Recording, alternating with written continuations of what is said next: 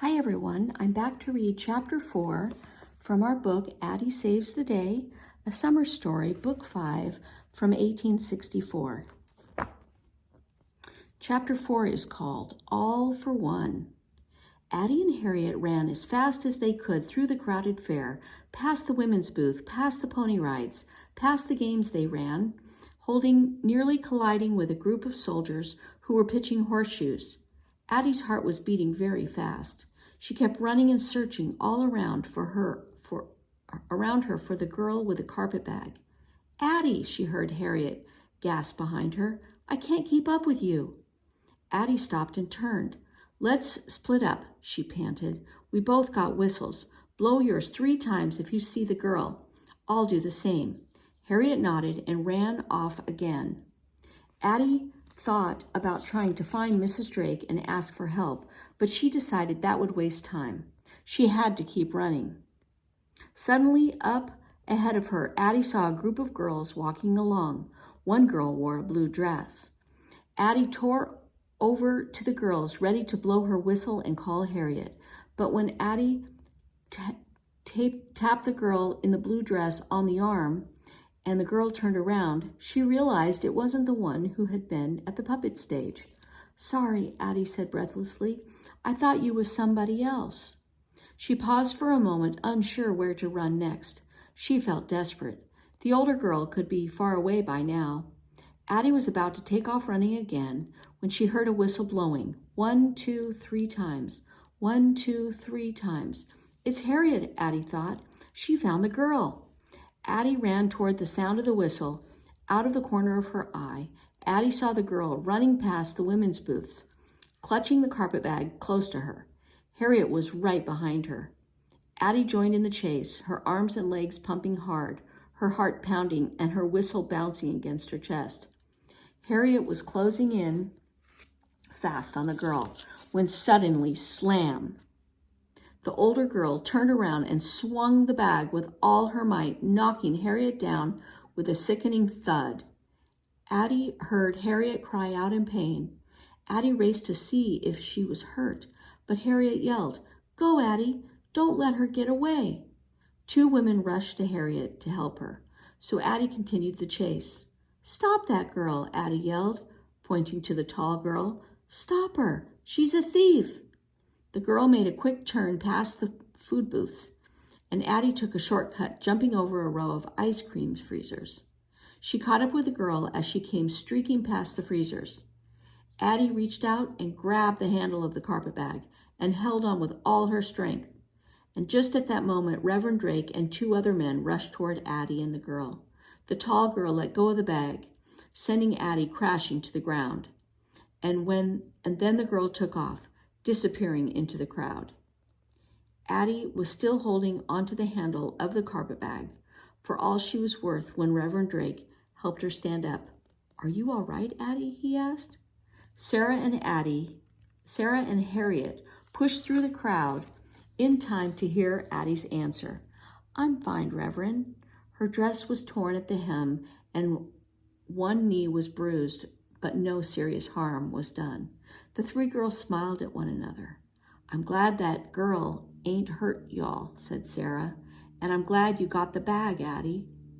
Harriet didn't say anything, but she reached out and gave Addy a quick hug.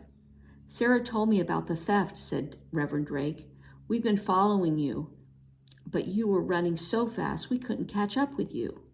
"I had to catch her," Addy exclaimed, still out of breath. "I couldn't let her get away with the money, not after we worked so hard." With great relief, Addy handed the carpetbag to Reverend Drake. "I think the money box is in here," she said. Reverend Drake opened the carpetbag, and everyone in the crowd gasped when he pulled out 3 money boxes. "Why, there must be $50 in these boxes," said Reverend Drake. "If you girls hadn't stopped her, there's no telling how many boxes she could have taken." "It was really Addy who saved the day," said Harriet, with her quick thinking. "And her quick running," added Sarah. "No," Addy said, "it was all of us working together. None of us could have caught her alone." "I'm grateful to all 3 of you girls," said Reverend Drake. I guess you're probably tired out.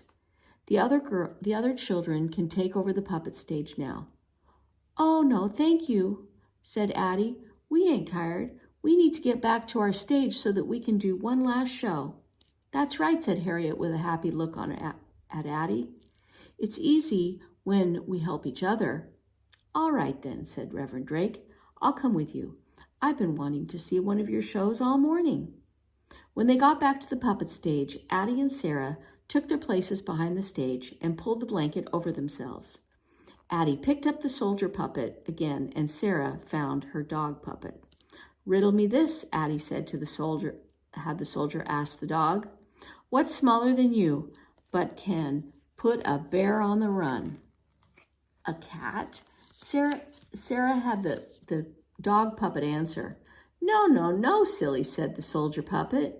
Suddenly, someone in the audience spoke out in a deep voice. That's an easy riddle. Even my little sister knows that one. It's a skunk. Addy's heart stopped still. She threw off the blanket, popped up from behind the stage, and looked straight into the face of a soldier who looked just like Papa, but it wasn't Papa. Addy, the soldier cried. Sam? Gasped Addy, not trusting her eyes.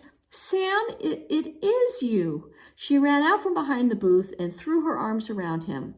Sarah, Harriet, and Reverend Drake watched. Oh, Sam, I can't hardly believe you're here, said Addy. She pulled back to get a good look at Sam, and it was then she realized that Sam was missing an arm. Gently, Addy touched the empty sleeve that was pinned to his shoulder and then turned a sad face up to Sam. Don't cry, Sam said.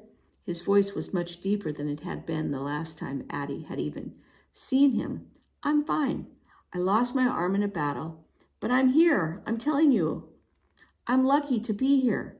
I just got to Philadelphia yesterday, and now everything's going to be all right, Addy. Now that I found you, everything's going to be all right. Addy laughed and smiled up at her brother through the tears in her eyes. You found me, she teased. We've been looking for you so long, Sam. She stopped and gave Sam another hug, too happy to talk. Come on, she finally said. Let's go find Mama and Papa. Addy skipped next to Sam, as if she were in a happy dream. Riddle me this, Sam, she said. What holds a family together so tight that nothing can pull it apart? I give up, said Sam with a smile. It's easy, said Addy, looking up at her brother with pride. It's love. All right, and that is the end of our story. Addy saves the day, and next time I'll read Looking at the Past in 1864.